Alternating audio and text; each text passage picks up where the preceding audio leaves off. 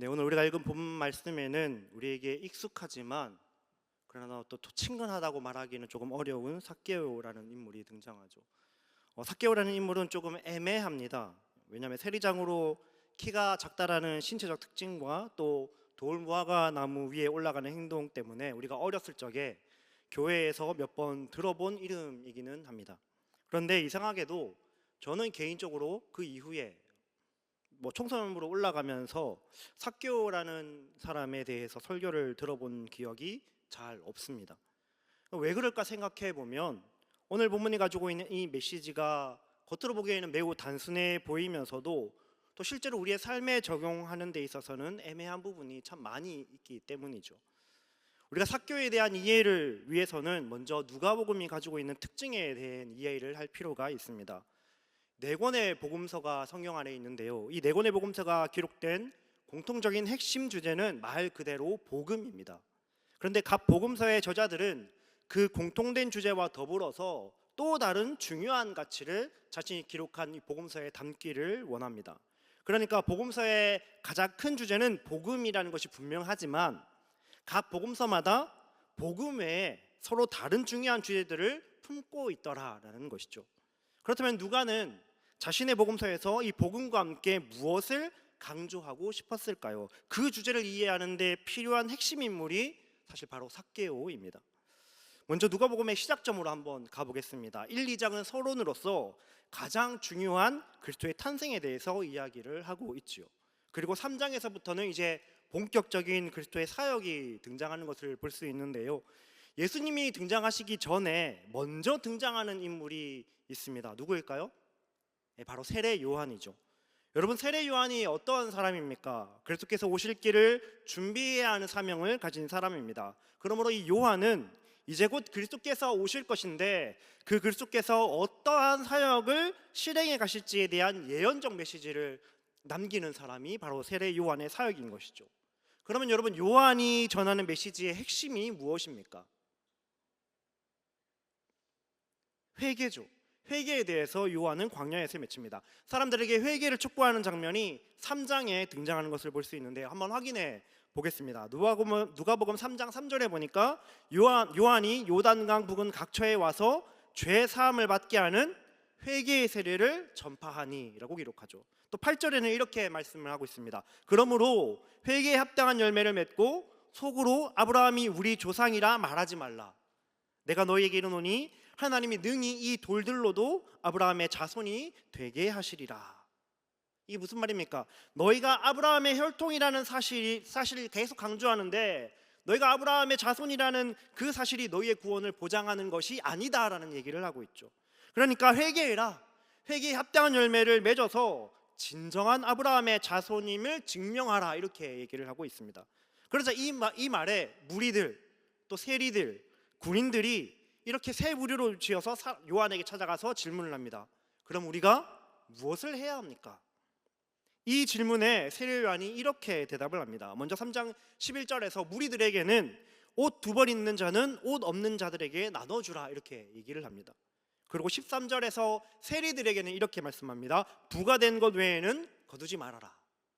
그리고 14절에 군인들에게는 이렇게 얘기합니다. 사람들에게서 강탈하지 말며 거짓으로 고발하지 말고 받는 급료를 족한 줄로 알라, 이렇게 얘기합니다. 그럼 좀 읽어보면 이상한 부분이 있지 않습니까? 이 세 가지의 공통점이 있습니다.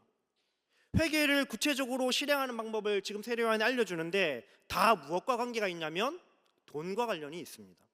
옷을 나눠주라, 부가 된 것 외에 거두지 말아라, 또 강제로 뺏지 말고 받은 급료를 족한 줄로 알아라, 다 물질과 연관된 것을 회개와 연관시키고 있죠. 여기에서부터 저자인 누가의 관심사가 이제 조금씩 드러나기 시작합니다. 이후에 예수님께서 요한에게 이제 세례를 받으시면서 그분의 공적인 사역이 이제 시작이 되잖아요.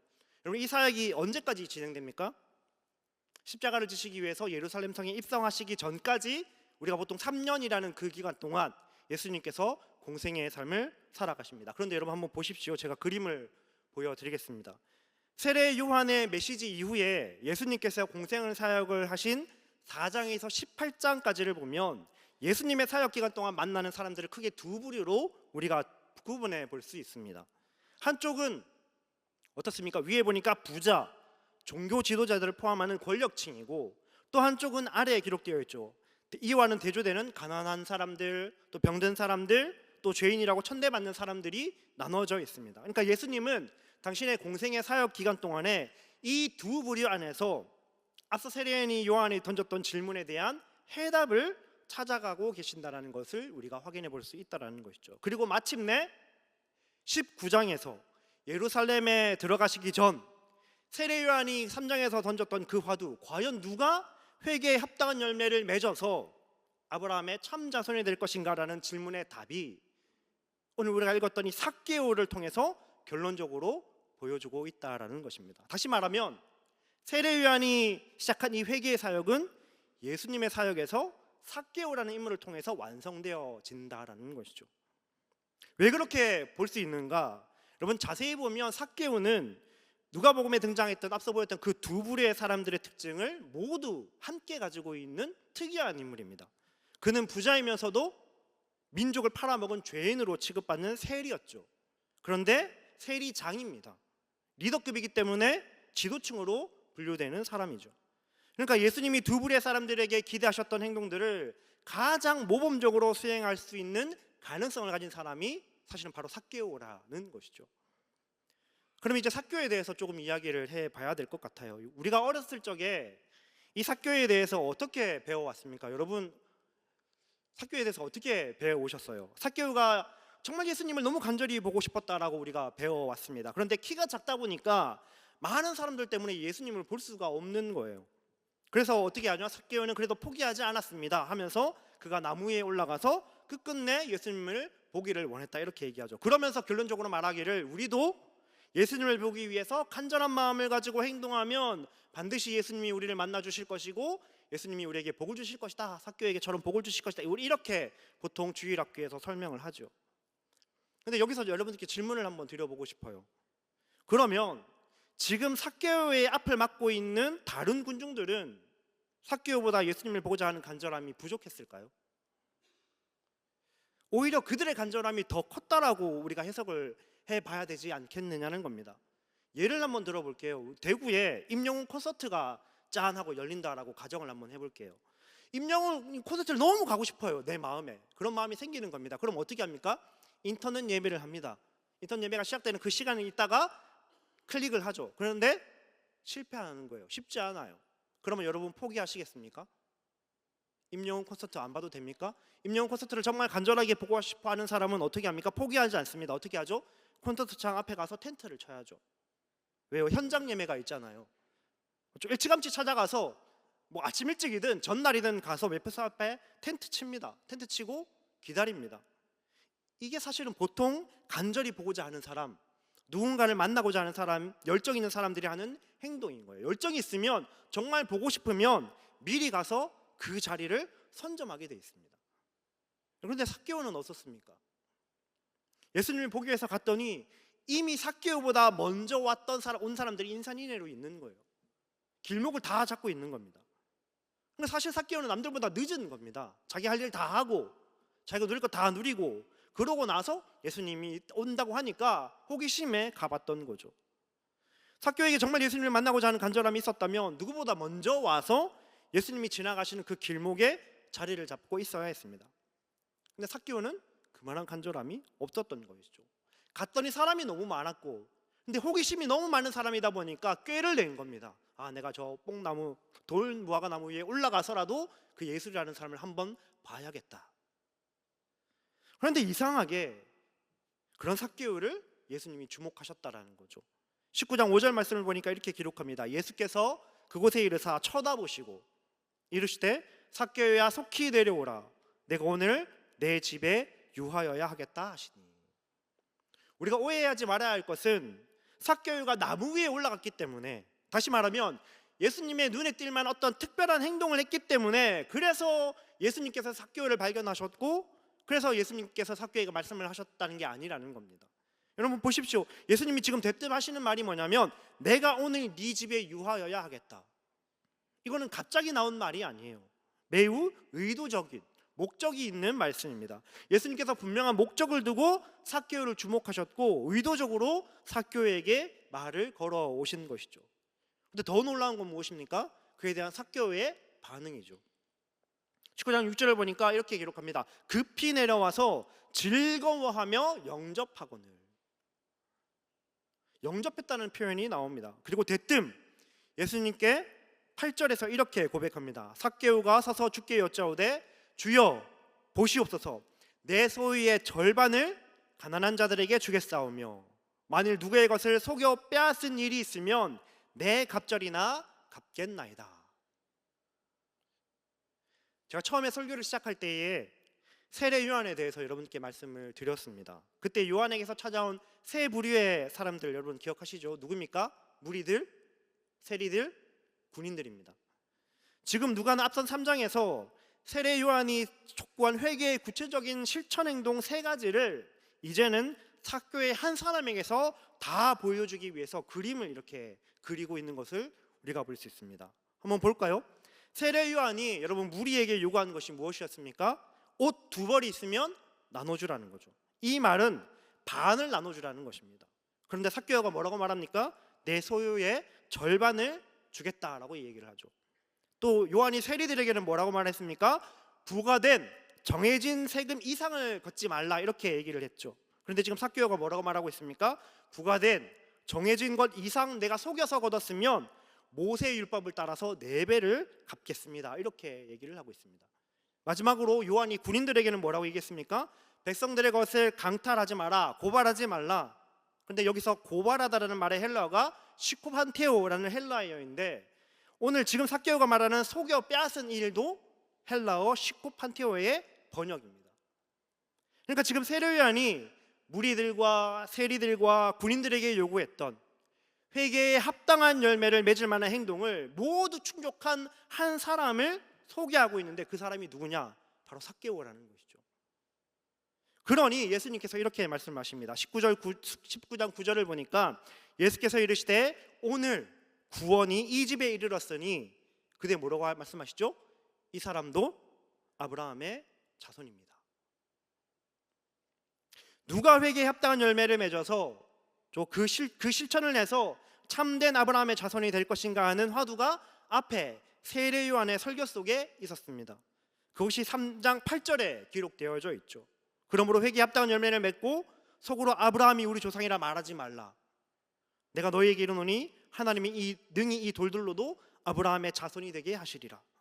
이 메시지가 누가복음의 주제가 되면서 세례 요한이 던졌던 그 화두, 회개의 열매를 맺어서 아브라함이 자손이 되어라, 이 말에 사실 누군가는 이후에 쭉 이야기가 스토리가 진행되면서 대답을 해줘야 할 것 같은데 여러분 거기에 누가 지금 회답을 하고 있습니까? 예수님께서 화답을 하고 계시는 거예요. 그러니까 삭개오의 이야기의 핵심을 푸는 핵심이 바로 여기에 있는 것입니다. 누가가 복음서를 기록하면서 계속해서 병든 자, 가난한 자, 그리고 죄인들의 이야기를 들춰 보여주는데 거기에 다 이유가 있더라는 것입니다. 그것이 무엇입니까? 그리스도인의 재정, 돈을 어떤 시각으로 바라보고 또 어떻게 사용해야 하는가, 성경이 이야기하는 그리스도인의 재정관이 무엇인지에 대해서 강조하고 있는 말씀이 바로 누가복음이라는 것입니다. 그렇다면 왜 세례 요한은 돈을 회개 행위와 연결시켰을까? 이런 질문이 우리가 자연스럽게 들 수 있죠. 여러분 세상을 둘러보면 부자와 가난한 사람이 공존해서 살아갑니다. 이거는 뭐 동서고금을 막론하고 어느 나라나 어느 시대나 그랬습니다. 그런데 요즘에는 조금 나아졌지만 예전에는 여러분 기억하시겠죠? 한국교회 안에서도 무슨 이야기가 있었냐면 그 사람이, 그 성도가 부자로 살아가는 건 그 사람이 그만큼 하나님 앞에 의롭게 살아갔기 때문에 받은 복의 결과야 라고 이야기하시는 분들이 굉장히 많이 있었습니다. 거기 아멘 하시는 분들도 되게 많았죠. 여러분 그런데 그 말이 맞습니까? 아니죠. 그러면 부자는 왜 부하게 살아가고 가난한 사람들은 왜 그렇게 가난하게 힘들게 살아갑니까? 사실 그 이유는 거기까지는 우리가 정확하게 모릅니다. 욥기서의 교훈처럼 오직 하나님만 아시는 거겠죠. 그런데 문제는 부자들과 가난한 자들을 바라보는 우리의 인식이 여전히 삐뚤어져 있다는 것입니다. 제가 예를 들어서 한번 설명을 해볼게요. 예를 들어서 선교사님이 계십니다. 선교사님이 딱 선교 파송을 받고 선교지에 가셨어요. 그리고 3년 동안 정말 열심히 선교 사역을 하셨어요. 그리고 그 결과 정말 풍성한 열매를 맺었습니다. 그리고 우리가 그 소식을 들었어요. 그 선교사님의 풍성한 열매 소식을 들었어요. 그러면 우리가 고백합니다. 여러분, 그거 누가 한 겁니까? 선교사님이 하신 겁니까? 그렇게 얘기하지 않습니다. 누가 한 겁니까? 하나님께서 그렇게 하셨다라고 다 얘기합니다. 하나님이 하셨으니까 하나님께 영광 돌리자, 이렇게 우리가 얘기합니다. 그런데 반대로 3년 동안 정말 열심히 선교 활동을 하셨어요. 그런데 들려오는 소문이 뭐냐면 열매가 하나도 없다라는 거예요. 3년 동안 정말 많은 재정을 보냈고 3년 동안 우리가 정말 열심히 기도했는데 열매가 하나도 없다라는 겁니다. 그럼 여러분, 우리가 솔직하게 얘기합시다. 그것도 하나님이 하셨다라고 우리가 얘기합니까? 그렇게 얘기 안 하잖아요. 뭐라고 얘기합니까? 저 선교사 제대로 안 했네. 저기다 3년 동안 도대체 뭐 한 거야? 기도는 했나? 열심히는 했나? 우리가 보내주는 재정으로 도대체 뭘 했나? 이렇게 의심하죠. 근데 우리도 마찬가지라는 거예요. 성모님들 헌금 생활 다 잘하고 계시잖아요. 그렇다면 여러분, 하나님께 헌금하실 때에 어떤 마음을 가지고 여러분 헌금하십니까? 하나님께 뭐 내가 11조도 드리고 감사 헌금도 하고 절기헌금도 하고 또 필요하면 특별 헌금도 다 해요. 그러면 여러분, 그런 헌금할 때 무슨 마음을 가지고 헌금을 하십니까? 다 똑같으실 거예요. 이거 다 하나님이 나에게 주신 것이다. 내 것이 아니라 하나님의 것인데 나에게 맡겨주신 것이다. 나는 단지 그 중에 일부분을 하나님께 돌려드리는 것이다. 이런 좋은 마음으로 헌금을 하실 겁니다. 사실 그게 성경의 가르침이기도 하잖아요. 하나님이 주시지 않았으면 내 손에 들어올 수 있는 게 하나도 없잖아요. 그래서 하나님이 주셨으니 감사한 마음으로 우리가 다 그렇게 헌금을 합니다. 환경도 하나님이 주신 것이고 내 건강도, 내 주식도, 기회도, 돈 벌 수 있는 기회도 다 하나님께서 주신 것이니까 내 것이라고 주장할 수 있는 것이 사실 하나도 없죠. 그런 마음으로 우리가 헌금을 합니다. 그런데 그렇게 감사한 마음으로 헌금하는 사람들이 가난한 사람들을 바라볼 때는 완전히 다른 시선으로 바라본다는 것이죠. 그 사람들이 가난하게 사는 이유가 여러분 무엇입니까? 똑같이 하나님께서 그렇게 하셨다라고 우리가 고백을 합니까? 안 하지 않나요? 저 가난한 사람들 어려서 공부를 제대로도 안 해서 그래, 일머리가 없다라고 우리가 얘기하고 지혜롭게 열심히 부지런히 그렇게 일하지 않았기 때문에 가난하다고 우리가 생각하지 않습니까? 모든 책임을, 그들의 가난한 모든 책임을 그들에게 돌립니다. 그런데 이게 맞습니까, 여러분? 내가 부족함 없이 사는 건 하나님이 채워주신 은혜고 저 사람들이 가난하게 사는 건 그 사람들의 문제다, 그렇게 말합니다. 믿음 있는 고백 같지만 아주 교만하고 삐뚤어진 생각이죠. 현실이 이렇다 보니까 어떤 사람들은 하나님을 원망하기까지 합니다. 왜요? 불공평하니까요. 왜 다 풍요롭게 좀 살게 해주시지 않고, 하나님 똑같이 믿는 성도들인데 누구는 저렇게 가난하게 살게 하십니까? 공평하지 못하다고, 하나님 너무 공평하지 못한 분이라고 그렇게 투덜대고 불공평하다고 말합니다. 여러분, 근데 정말 그렇습니까? 정말 하나님은 공평하지 않으신 분이신가요? 아니잖아요. 그렇다면 왜 누구는 부자로 풍요롭게 살고 누구는 가난한 자로 힘들게 그렇게 살아가도록 하십니까? 왜 하나님이 그렇게 차별하십니까? 그 안에 담겨져 있는 하나님의 뜻은 우리가 너무 잘 알잖아요. 더 많이 받은 사람들, 하나님께서 더 많이 주신 그 사람들을 통해서 적게 받은 사람들에게 흘러가도록, 그렇게 나눔을 통해서 하나님의 나라를 이루어가는 것, 그것이 사실 하나님의 뜻인 걸 우리는 너무나 잘 알고 있죠. 다시 말하면 하나님이 불공평하신 것이 아니라는 겁니다. 그리스도인들의 잘못된 삶을 통해서 하나님을 우리가 불공평한 분으로 만들어가고 있는 거죠. 하나님은 우리에게 더 많이 주셔서 우리를 통해서 가난한 사람들을 채워감을 통해 하나님의 나라를, 원리를 이 땅에 보여주시기를 원하는데 우리가 그렇게 하지 않으니 많은 사람들이 하나님을 불공평한 분으로 오해하게 만들었다라는 것입니다.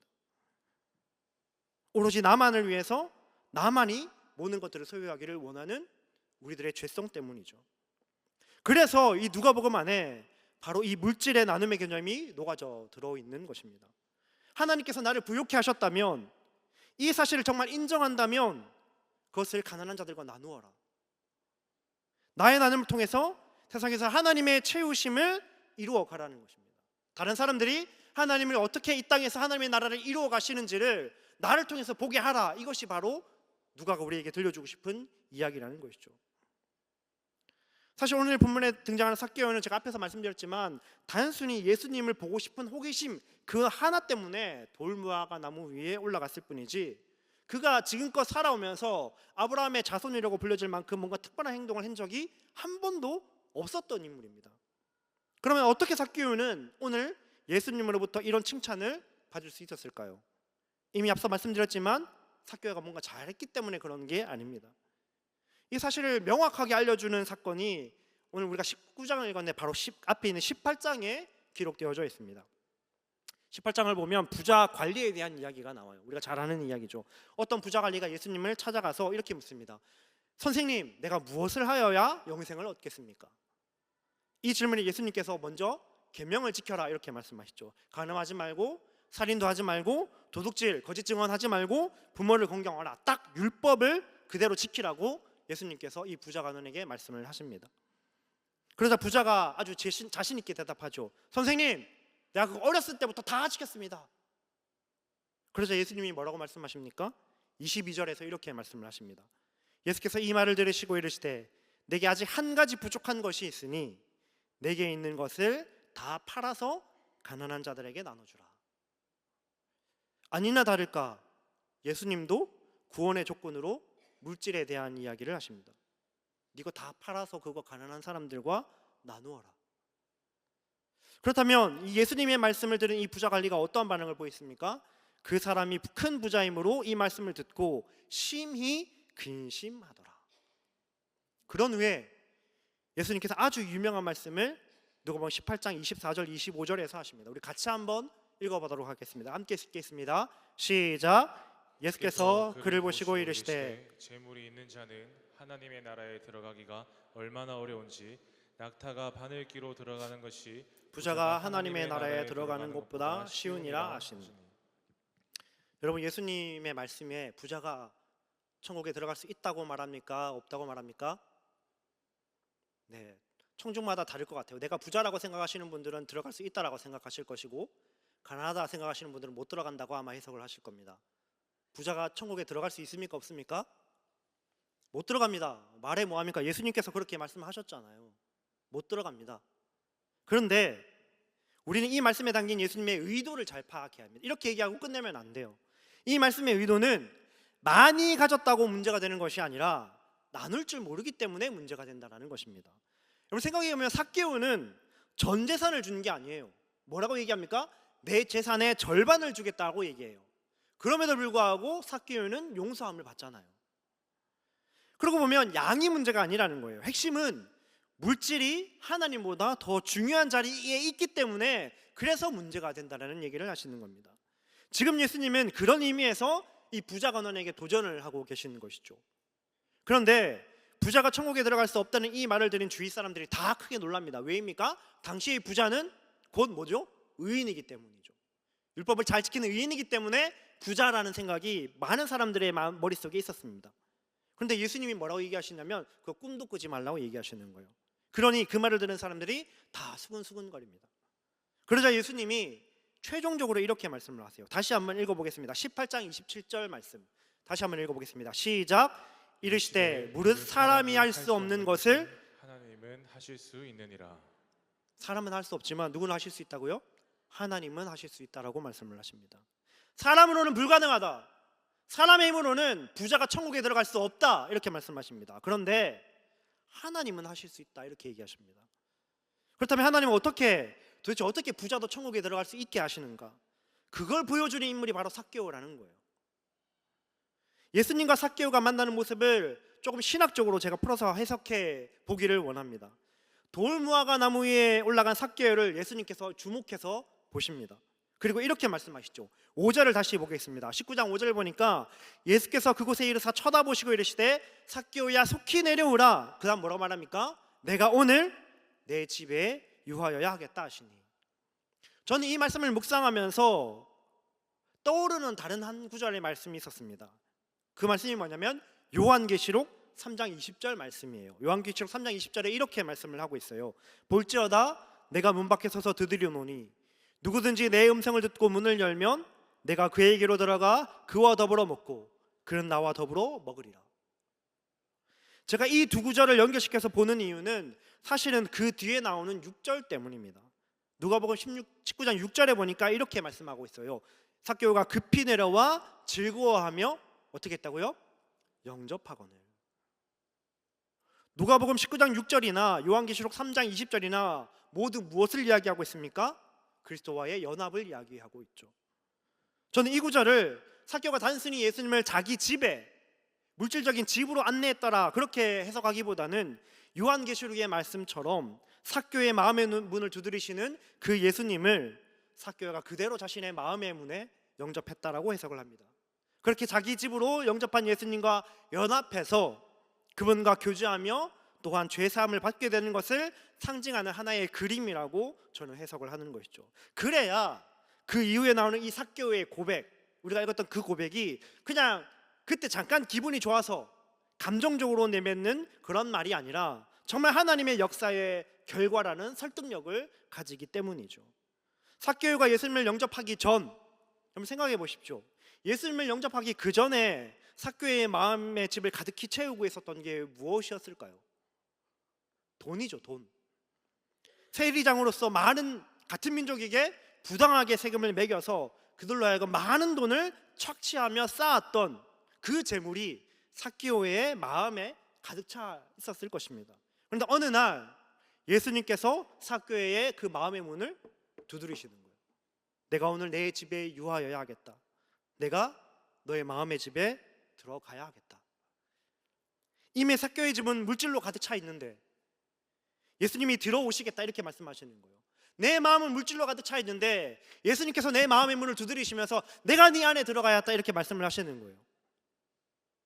삭개오가 예수님을 즐겁게 영접했다 이렇게 말씀하고 있는데, 여러분 물질로 가득 찬 집에 예수님이 들어오시려면 어떻게 해야 합니까? 삭개오의 마음에 있던 그 물질을 드러내야죠. 공간이 없잖아요. 예수님이 들어오시려면 새로운 공간이 필요한데 그럼 어떻게 합니까? 드러내야죠. 자기 집을 비워내야 합니다. 물질보다 예수님을 더 가치 있게 생각하기 시작했던 거죠. 그래서 삭개오는 예수님을 영접하기 위해서 자신의 재물을 기꺼이 즐겁게 비워냅니다. 이 삭개오의 모습이 앞선 18장에 등장했던 부자관리와 대조적인 모습을 보이죠. 그럼 차이가 어디에서 오는 것입니까? 부자관리는 하나님의 율법을 자기 구원의 근거로 삼고 있습니다. 그래서 나는 어려서부터 이 율법들을 다 지켰습니다라고 아주 자신 있게 얘기하죠. 여러분, 그런데 삭개오는 어떻습니까? 내가 구원을 받고 보니까 이 받은 구원의 기쁨이 내가 어떻게 표현할까? 그렇게 고민을 하기 시작하는 거예요, 삭개오가. 그래서 율법을 구원의 근거로 삼지 않습니다. 오히려 빼앗은 것이 있으면 내가 4배로 갚겠다. 여러분, 이게 율법이잖아요. 이게 모세의 율법이거든요. 내가 빼앗은 것이 있으면 4배로 갚겠다라고 하면서 이웃과의 화목해지는 방편으로 율법을 사용하기 시작하는 거예요. 율법을 통해서 구원을 얻으려고 하는 것이 아니라 율법을 통해서 구원의 기쁨을 표현하고 있는 것. 율법의 완성은 이처럼 은혜로 이루어진다는 것을 오늘 본문이 우리에게 보여주는 대목이죠. 그런 삭개오를 향해서 예수님이 이렇게 말씀을 하십니다. 19장 9절 다시 한번 제가 읽어보겠습니다. 예수께서 이르시되 오늘 구원이 이 집에 이르렀으니 이 사람도 아브라함의 자손이미로다. 누가는 자신의 복음서 전체를 하나의 그림 언어로 표현하고 있습니다. 이게 무슨 말이냐면, 전통적으로 여러분 잘 아시겠지만 성경에서 무화과 나무나 포도나무는 이스라엘 백성들을 상징하거든요. 예를 들면 호세아서 9장 10절 초반을 보면 이렇게 말씀을 하세요. 옛적에 내가 이스라엘을 만나기를 광야에서 포도를 만난 같이 하였으며 너희 조상들을 보기를 무화과 나무처럼 처음 맺힌 첫 열매를 봄같이 하였거든. 이렇게 하나님 말씀을 하십니다. 그러니까 그런 의미에서 왜 삭개오가 돌무화과 나무 위에 올라가 있는 장면을 포착하는지, 그래서 그것을 기록하고 있는지 이유를 우리가 파악해 볼 수 있습니다. 그러니까 열매라는 관점에서 보면 예수님을 보기 위해서 단지 호기심으로 돌무화과 나무에 올라가 있는 이 삭개오의 모습은 마치 어떤 그림이 됩니까? 나무에 맺혀져 있는 무화과 날무의 열매처럼 묘사되고 있는 거예요. 잘 익혀진, 하나님께서 흡족해 하실 만한 무화과 열매로 삭개오가 그려져 있는 것입니다. 무화과 나무 위의 열매처럼 회개에 합당한 열매의 삶으로 삭개오가 그렇게 열려져 있는 것을 그림으로 보여준다는 것이죠. 그러니까 지금 예수님은 삭개오를 이스라엘을 상징하는 무화과 열매로 보고 계신 거예요. 그리고 삭개오에게 내려오라고 하시면서 어떻게 해요? 그 열매를 기쁨으로 거두시는 거죠. 그런 주님께서 이미 이 자리에 나와 있는 저와 여러분 우리 모두를 동일하게 회개에 합당한 열매로 보셨고 우리를 부르신 줄로 믿습니다. 그렇게 믿으시기를 바랍니다. 그렇다면 이제 우리는 어떠한 삶을 살아야 합니까? 이걸 회개하라는 것이 그냥 눈 감고 기도하면서 하나님 잘못했습니다 그렇게 하면 되는 게 아니라는 걸 우리가 잘 알잖아요. 그럼 회개라는 것이 여러분 어떤 거 아십니까? 오늘 삭개오처럼 이전에는 나의 삶에서 물질이 가장 중요해서 물질이 너무나 하나님도 중요한데 하나님은 하나님이고 현실을 살아갈 때 물질도 중요하지 않습니까? 내 노후 어떻게 합니까? 자녀 교육 어떻게 시킵니까? 물질도 중요하지 않습니까? 그래서 때로는 남을 속이기도 하고 때로는 불법까지는 아니라도 편법 써가면서 편법이 도덕적이진 않은 거잖아요. 그래서 우리가 편법이라고 얘기하잖아요. 편법 써가면서 재물을 그렇게라도 모으는 것이 나의 기쁨이었다면 좀 부끄럽긴 한데 눈 한번 감고 그렇게 하고 회개하면 되지. 다 그렇게 사니까. 그렇게 내 통장에 재물을 모으는 것을 기쁨으로 살았다면 이제는 어떻게 한다는 거예요? 그 모든 것이 하나님의 것임을 인정하는 거예요. 그 재물이 내 주머니에 들어오든 다른 사람 주머니에 들어가든 하나님께서 하시는 거라는 걸 인정한다는 거예요. 그래서 내게 맡기신 그 재물을 내 것으로 움켜쥐고 꼭 잡고 죽을 때까지 그렇게 살아가는 것이 아니라 이제는 어떻게 살아요? 다른 사람을 위해서 약하고 가난한 사람들과 나누는 것, 그것을 내 삶의 기쁨으로 살아가는 삶, 그것이 그렇게 변화된 삶을 살아가는 것이 회개의 삶이라고 오늘 본문이 우리에게 말씀하고 있는 것이죠. 또한 유대인들은 굳이 하는 그 율법의 의로움을 통해서 구원을 이루려고 했지만 우리 그리스도인들은 어떻습니까? 이미 구원을 받았기 때문에 기쁨으로 율법의 원리칙을 따라서 살아내는 사람들이라는 것이죠. 그렇기 때문에 가난한 이웃을 섬김으로 하나님을 섬기는 한 사람, 이웃을 사랑함으로 하나님을 사랑하는 한 사람이 될 수 있는 저와 여러분이 될 수 있기를 이 시간에 도전하고 축복합니다. 사랑하는 우리 범옥의 성도 여러분, 예수님의 마음, 그분의 시선은 항상 어디를 향하냐면 약하고 가난한 사람들을 향해 있었습니다. 그리고 그분의 몸도 그들과 함께 하셨죠. 그래서 오늘 누가는 우리 또한 그리스도의 제자라고 불려지는, 그리스도의 제자라고 스스로 생각하는 우리 또한 어떻게 해요? 가난하고 약한 자들을 향해 더 낮은 곳으로 가라고 말씀을 합니다. 그곳에 가서 거기서 정말 우리가 구원을 약속받은 아브라함의 자손임을 무엇으로 증명하라고요? 열매를 증명해 보이라고 우리에게 도전하고 말씀하고 있는 것입니다. 회개의 열매는 우리가 앞서 보았지만 사람의 힘으로 맺을 수 없습니다. 그러나 하나님은 하실 수 있습니다. 이처럼 하나님이 일하시는 일이 선명하게 드러나는 역사가 우리의 삶에도 밝히 보일 수 있도록 기도할 수 있기를 바랍니다. 하나님이 기뻐하시는 열매가 내 삶에 아름답게 맺혀질 수 있기를 또한 축복합니다.